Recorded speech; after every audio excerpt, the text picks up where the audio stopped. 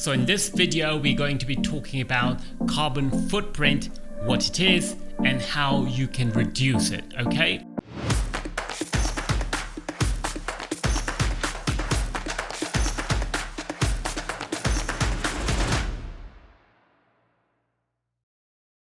Carbon footprint corresponds to the whole amount of greenhouse gases produced to directly or indirectly support a person's lifestyle and activities. Carbon footprints are usually measured in equivalent tons of CO2 during the period of a year, and they can be associated with an individual, an organization, a product, or an event, among others. The GHGs, the greenhouse gases, whose sum results in carbon footprint, can come from the production and consumption of fossil fuels, food, manufactured goods, materials, roads, or transportation. And despite its importance, carbon footprints are difficult to calculate. There are several websites where you can do this. They are difficult to calculate exactly due to poor knowledge and short data regarding the complex interactions between contributing processes, including the influence of natural processes that store or release carbon dioxide. So that's what a carbon footprint is. Now, how do we reduce the carbon footprint? One of the most effective ways to begin thinking about how to reduce your carbon footprint is to reconsider how much and how often you travel. Drive less. In November 2017, carbon dioxide emissions from transportation surpassed emissions from electricity generation as the top source of greenhouse gases. Why? Electricity generation is shifting away from the use of coal to more renewable sources and natural gas. Going carless without a car could save about 2.6 tons of carbon dioxide, according to a 2017 study from researchers at Lund University and the University of British Columbia. That is a little more than a round-trip transatlantic. How can you stop using a car? Try taking a train, bus, or better still, ride a bike. But let's be realistic, you likely need to use a car this year. So when you do, here are some tips to make your trip more climate friendly. Go easy on the gas and brakes. Driving efficiently can help to reduce emissions. Drive like you have an egg under your foot. Regularly service your car to keep it more efficient. Check your tires. Keeping tires pumped correctly can reduce emissions. Low tire pressure will hurt your fuel economy. Air condition and intensive city driving can make emissions creep up. Cut down on these as often as possible. Use cruise control on long drives. In most cases, this can help to save gas or fuel. Don't weigh your car down with extra things that you don't need to carry on your trip. Carpool. This way you are splitting emissions between the number of people in the car. Buying a new car. Shopping for a car is a great opportunity to consider how you can reduce your personal carbon footprint. When choosing between gasoline, hybrid, and electric, there are a number of factors to take into account, which will determine how clean your purchase is. For example, think about where you will be charging up in case of electric or hybrid cars. Some places will use fossil fuels to create electricity to charge your car. That is not a good idea. Next, fly less. Taking one fewer long trip flight could shrink your personal carbon footprint significantly. Think about it this way. If you use public transportation often and fly home to visit family just occasionally, your carbon footprint might still be relatively sustainable. But if you drive and fly a lot, your emissions will be higher. If you can't avoid flying, one way of making up for the emissions caused is to offset them by donating money to sustainable projects such as supplying efficient stoves to rural homes or projects which help farmers in India sell crop waste as biomass. Sometimes airlines will give you this option themselves, and you can use a third party for this purpose. So, what about food?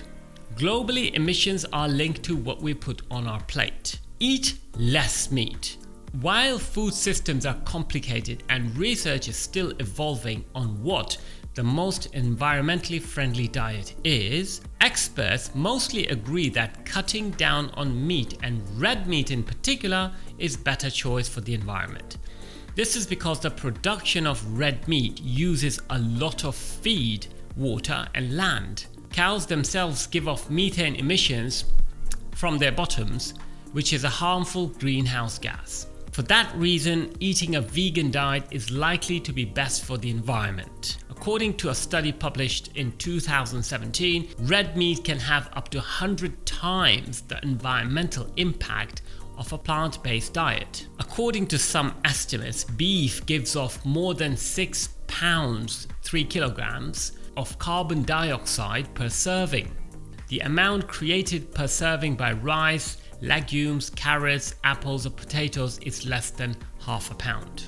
Eating a vegetarian or a pescatarian diet are also likely to be better for the environment than a diet which includes a lot of meat.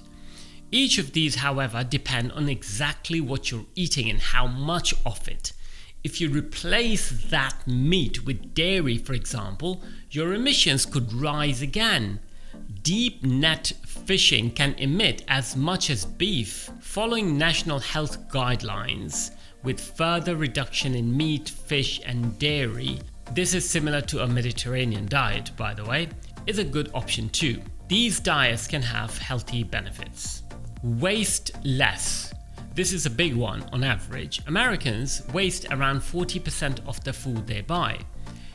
Luckily, there are simple solutions to lower your food waste, and these tips will save you money too. Take stock. Organize your fridge regularly to check on what you already have, and make grocery shopping lists before you go to the store to prevent buying things you don't need. Be wary of bulk. Low-priced food might seem a good deal, but it is not if you don't end up eating it before it goes bad. Plan. Don't cook more food than you can eat. Account for the right amount of food for the number of people eating, and adapt recipes to your needs. Get creative. Reuse leftovers instead of tossing them in the bin. Freeze. Extend the life of your food, including additional portions as well as produce like fresh herbs, by freezing them properly. Doggy bag. Take home half of oversized restaurant servings. In your home, there are simple changes you can make at home that will save you energy and money. Heat, lights and appliances. In the average American home, 25% of energy is used to heat spaces, 13% is used to heat water, 11% is used for cooling, and the remainder is spent on appliances according to the estimates. Making even small changes to these can make a big difference. There's a lot you can do without having to pick up a hammer or write a check. Here are some examples. Turn down the heat. Use a programmable or smart thermostat if you have one. Keep blinds closed to keep heat temperature stable inside. Turn down your water heater. 120 degrees Fahrenheit is sufficient. Turn off lights and appliances when you're not using them. Turn off appliances at the power outlet to reduce even more energy. Putting them to sleep is the second best. Stream movies through your smart TV, not your game console. Smart TVs and their plugins use just a few watts to stream movies, but if you use your game console, energy use is 10 times higher because they aren't optimized to play films. Buy a laptop, not a desktop computer. Laptops take less energy to charge and run. Replace lights.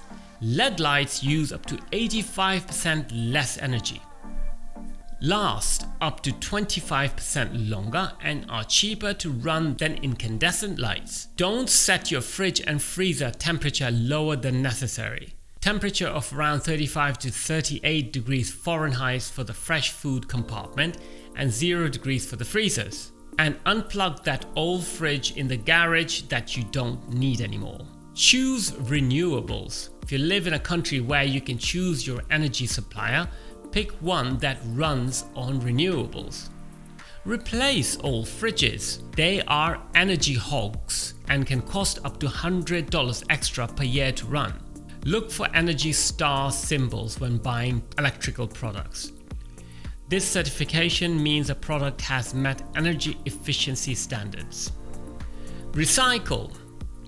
Americans generate about roughly 258 million tons of trash a year, 169 million tons of which ends up in landfills and incinerators, according to 2014 report from the EPA. That year, Americans recycled and composted 89 million tons of multiple solid waste. This saved the same amount of energy as generated by 25 million homes. But much of the waste that can be recycled still ends up in landfills. Here are some tips to make your waste end up in the right place. Look for a number inside a triangle on the bottom of plastic containers. This indicates what kind of resin was used and whether the container is recyclable. Empty and rinse food containers before putting them in the recycling bin. A dirty container can spoil a whole batch of recyclables. Recycle paper. Recycle steel and tin cans. Before throwing away, ask, can I reuse or repair this? Donate working electronics. Recycle broken electronics. Collect dry cell batteries and recycle them in the appropriate places. Make your home energy efficient. Small changes to the installation and design of your home, from do-it-yourself hacks to building changes, can help you reduce your carbon footprint at home. Before starting, you can do an energy audit or have a professional come in and rate and score your home's energy efficiency. Seal your home well. Find the trouble spots, which include the attic, windows, the doors, where heat and cool can escape. Insulate your home. This helps keep the temperature stable. There are a range of materials you can use. Insulate your roof and install a cool roof. This is made of a reflective material which redirects light away from your house. Plant shrubs and trees around your home. This is an easy and pretty insulation fix, especially for older homes. Check the energy rating for your windows, doors and skylights. Look for incentives. So here it is. Carbon footprint is a major topic in exams, okay? Lots of vocabulary in this video. Go over that, take notes if you don't understand the words and revise them. And remember to practice listening. Hope you like this video. I see you in the next one. If you have any questions, drop them in the comments. Take care for now. Peace.